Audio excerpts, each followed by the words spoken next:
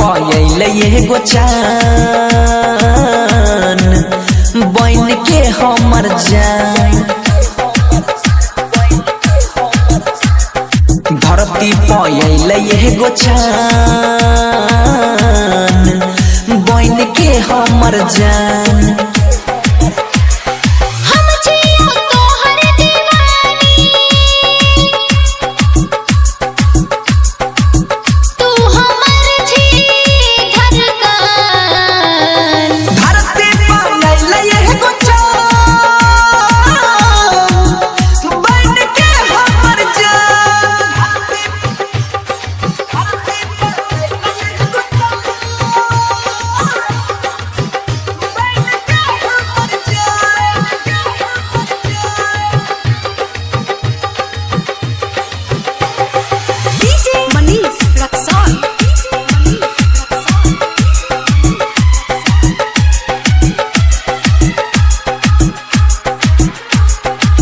उठबा गुलाब जेना कोयल के बोली गे, जब तू हंसै छी त दिल में लागे गोली गे।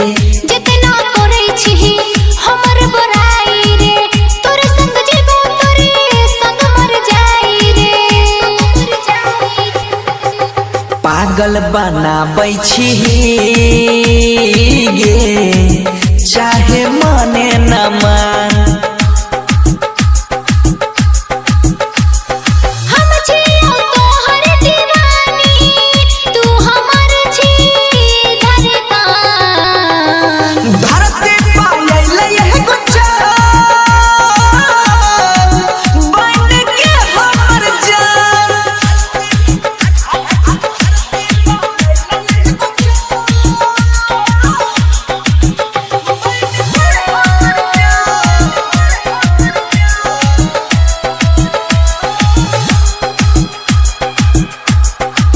प्यार हम करै छियौ दिल नहीं तोरा बौगै, जन्म जन्म तक साथ में छोड़ा बौगै।